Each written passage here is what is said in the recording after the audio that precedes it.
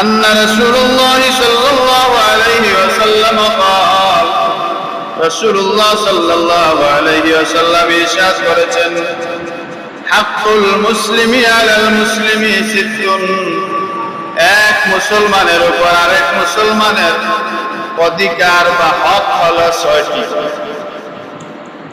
হাক্কুল মুসলিমি এক মুসলমানের হক আলাল মুসলিমি আরেক মুসলমানের উপর হক হলো সিত্তুন ৬টি। কয়টি হক? ৬টি। ইলামাহুন্না ইয়া রাসূলুল্লাহ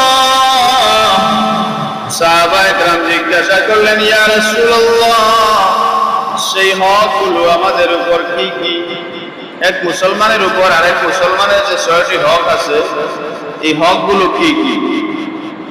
قال রাসূলুল্লাহ সাল্লাল্লাহু আলাইহি ওয়াসাল্লাম ইরশাদ করলেন ইজা লাকিতাহু ফাসাল্লাম আলাইহি যখন কোন মুসলমানের সাথে তোমার সাক্ষাৎ হবে ফাসাল্লাম আলাইহি সর্বপ্রথম ১ নাম্বার হক হলো তাকে সালাম করা, তাকে সালাম করবে।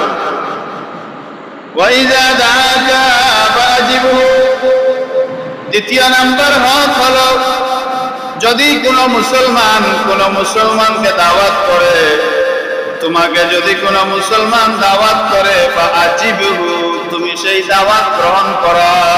সুবহানাল্লাহ। ৩ নাম্বার হলো ওয়া ইজাস্তানসাহাকা ফানসাহ লাহু যদি কোনো মুসলমান তোমার কাছে পরামর্শ চায়, উপদেশ চায়, তাহলে ফানসাহ লাহু তুমি তাকে সৎ পরামর্শ দেবে, তাকে সৎ উপদেশ দেবে, সৎ পরামর্শ দেবে। ৪ নাম্বার হলো ওয়া ইযা তাসাফা হামিদাল্লাহ যখন কোন মুসলমান হাসি দেওয়ার পরে যদি আলহামদুলিল্লাহ বলে ফাসাম্মাতহু তাহলে তুমি তার এই হাসির জবাব দেবে। হাসির জবাব কিভাবে?